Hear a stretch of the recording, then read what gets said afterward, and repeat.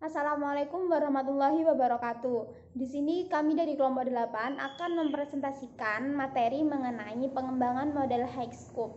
Nah, di sini saya akan memperkenalkan anggota kelompok dari kelompok 8. Yang pertama ada Sofiatul Jannah, NIM 1902 10 20 50 57. Lalu ada Fatimah Zahra, NIM 1902 10 20 50 81, dan yang terakhir ada Hasania Farah Madinah, NIM 1902 10 20 5102. Dalam materi ini kami membagi menjadi 6 pokok pembahasan. Yang pertama ada pengertian model pengembangan Higgscope, yang kedua ada konsep dari model pengembangan Higgscope, yang ketiga ada kurikulum model pengembangan Higgscope, yang keempat ada metode pengembangan Higgscope, yang kelima ada penilaian pengembangan anak dalam model pengembangan Higgscope, kemudian yang terakhir ada tujuan model pengembangan Higgscope. Yang pertama yaitu pengertian dari model pengembangan Higgscope. Pendekatan Higgscope merupakan pendekatan yang berusaha menciptakan teknik dan strategi pembelajaran dalam berinteraksi dengan anak sehingga menjadikan anak dapat berpikir mandiri dan dapat memecahkan masalahnya dengan sendiri. Kemudian pendekatan Higgscope beranggapan bahwa anak belajar berdasarkan interaksi pribadi dengan ide-ide, pengalaman langsung, dan objek fisik serta pemikiran yang logis. Kemudian, pendekatan ini juga memberikan waktu kepada anak untuk bermain secara kelompok sehingga hal ini dapat mengembangkan sosialisasi pada diri anak tersebut.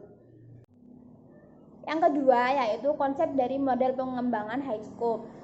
Nah, pendekatan Higgscope memiliki beberapa konsep penting, antara lain pengalaman kunci atau kunci experience merupakan konsep yang berbasis pada ide Piaget tentang karakteristik kognitif dan potensi belajar anak usia dini. Lalu merencanakan melakukan mengulas plan do review, yakni anak memilih apa yang akan mereka lakukan setiap harinya, kemudian melaksanakan. Setelah proses pelaksanaan, anak bersama guru mengulas kembali apa yang telah mereka lakukan. Pada kegiatan ini, guru berperan sebagai asisten dan fasilitator para peserta didik. Perkenalkan, nama saya Fatimah Zahra, NIM 5081. Saya akan melanjutkan materi selanjutnya yaitu tentang detail kurikulum model pembelajaran Higgscope. Kurikulum Higgscope adalah kurikulum yang memiliki filosofi besar untuk anak-anak bangsa bahwa sekolah itu bukan hanya sekedar mencetak anak yang sukses secara akademik, namun juga memiliki skill termasuk emotional skill dan social skill. Kurikulum Higgscope memiliki 58 poin yang harus dimiliki dan dicapai oleh anak. Namun dari 58 poin ini dapat dikelompokkan menjadi 10 poin pokok seperti berikut diantaranya. Yang pertama yaitu kreativitas, misalnya anak dapat mengenali benda, bentuk, suara, sentuhan, bau, dan rasa. Nah, yang kedua yaitu bahasa dan literatur atau mengenal huruf. Misalnya anak dapat menjelaskan mengenai benda-benda di sekitarnya, kejadian-kejadian, dan hubungan antar kejadian. Nah, yang ketiga yaitu musik. Misalnya anak mampu mengamati dan mengidentifikasi suara. Nah, yang keempat yaitu inisiatif dan hubungan sosial. Misalnya anak mampu memenuhi kebutuhannya sendiri. Yang kelima yaitu gerakan. Misalnya anak dapat mengekspresikan gerakan yang dikreasikan. Nah, yang keenam yaitu klasifikasi. Misalnya anak mampu menggunakan dan menjelaskan sesuatu yang berbeda. Nah, yang ketujuh yaitu angka. Misalnya anak mampu menyusun dua objek satu per satu. Yang kedelapan yaitu mengurutkan. Misalnya anak dapat mengatur urutan suatu benda dengan sistem trial dan error seperti benda kecil, sedang, dan besar. Nah, yang kesembilan yaitu tentang konsep ruang, yaitu anak mampu menjelaskan posisi yang telah ditunjukkan seperti bangunan dan benda di sekitarnya.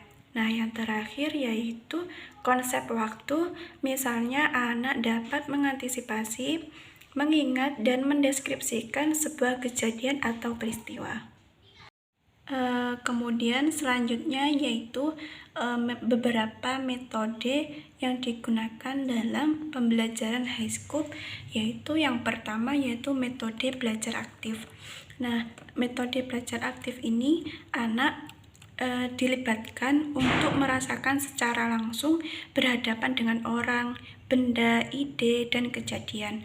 Pengalaman proses belajar aktif ini akan membantu anak-anak untuk membentuk pengetahuan mereka seperti belajar tentang konsep, membentuk ide, menciptakan simbol, dan abstraksi mereka sendiri.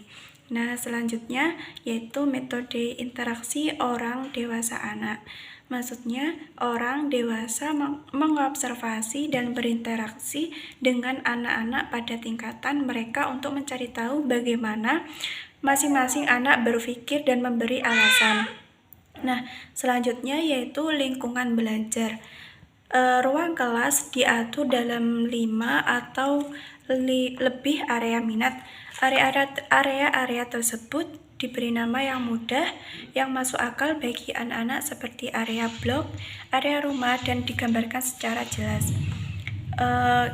Kemudian yang terakhir yaitu rutinitas harian.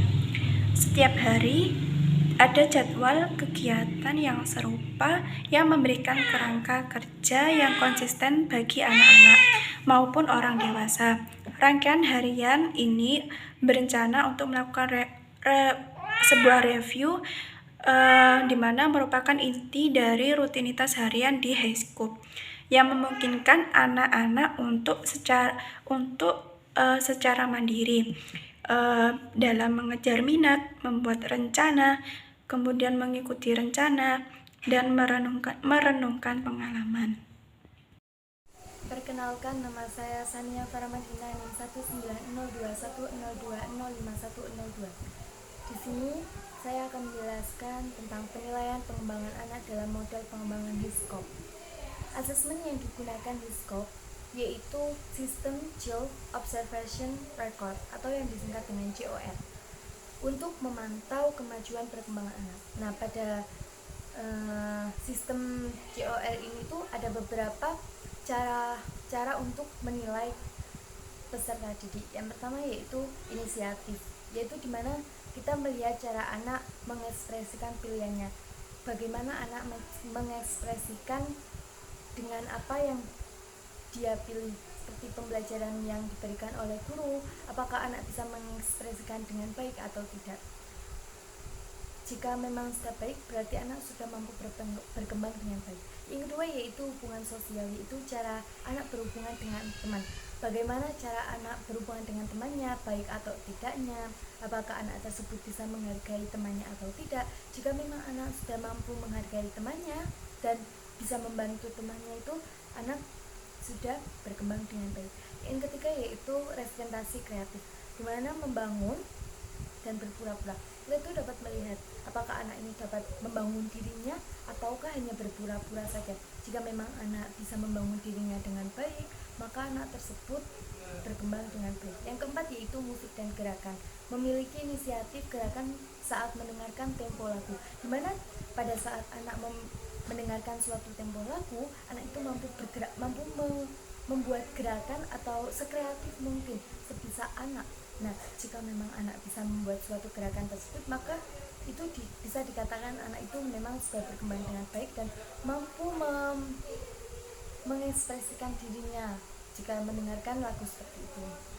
Yang kelima yaitu bahasa dan literatur, menghitung objek dan menjabarkan jarak waktu, mana anak jika mampu melakukan suatu hal yaitu menghitung objek atau menjabarkan jarak waktu, itu berarti anak sudah mampu dan berkembang dengan baik, seperti itu.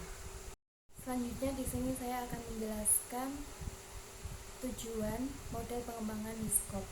Tujuan dari pengembangan Hiskop yaitu membuat anak memiliki beraneka keterampilan, mencakup pemecahan masalah, interpersonal, dan komunikasi yang sangat penting untuk meraih kesuksesan hidup di masyarakat yang berubah dengan cepat. Itu jika anak memiliki keterampilan, itu berarti anak tuh mampu berkembang sesuai dengan pengembangan Hiskop. Nah, selain itu tuh di dalam model pengembangan Hiskop ini sendiri tuh memiliki prinsip-prinsip. Yang pertama yaitu pendekatan belajar aktif dengan melibatkan 4 unsur pendukung yaitu asesmen, interaksi anak dengan orang dewasa, rutinitas sehari-hari, dan lingkungan belajar, maka anak itu dapat belajar dengan aktif dan dapat berkembang dengan baik. Yang kedua yaitu dan belajar yang dikembangkan rencana melakukan mengulang. Artinya guru membantu anak merencanakan kegiatan, melakukan rencana itu dan mengulangi kembali apa yang dipelajari. Dimana guru itu pada saat setelah memberikan pembelajaran, guru itu mampu mengulangi apa yang telah diberikan kepada pembelajaran yang telah diberikan kepada anak. Dimana guru itu menanyakan menanyakan pembelajaran terkait pembelajaran yang diberikan pada saat itu. Yang ketiga yaitu pengalaman anak adalah kunci yang terbaik, karena memang pengalaman penting anak itu digunakan untuk belajar terbaik bagi anak melalui pengalaman aktifnya. Dimana kalau anak itu aktif, berarti anak itu kemungkinan itu berkembang dengan baik dan anak itu mampu menstimulusnya, mampu mengingatnya di kemudian hari ketika dia sudah besar, bahwa dia pernah diajari seperti itu dan dia bisa menerapkannya di masa mendatang. Yang keempat yaitu lingkungan belajar menggunakan area-area dilengkapi dengan berbagai bahan dan alat perlengkapan. Mana lingkungan belajar anak itu seperti di TK itu disiapkan seperti mainan-mainan yang membuat anak itu senang dan tidak bosan pada saat pembelajaran. Jadi kita sebagai guru tuh pada saat mengajarkan tuh jangan hanya di ruangan saja, tapi kita ajaklah anak untuk keluar, untuk bermain, dengan cara bermain dan memberikan pembelajaran pada saat bermain itu lebih baik seperti itu. Yang kedua yaitu anak turut membantu dalam menentukan kurikulum. Yang keenam yaitu penggunaan catatan anekdot untuk mencatat kemajuan anak. Sekian presentasi dari kelompok kami. Wassalamualaikum warahmatullahi wabarakatuh.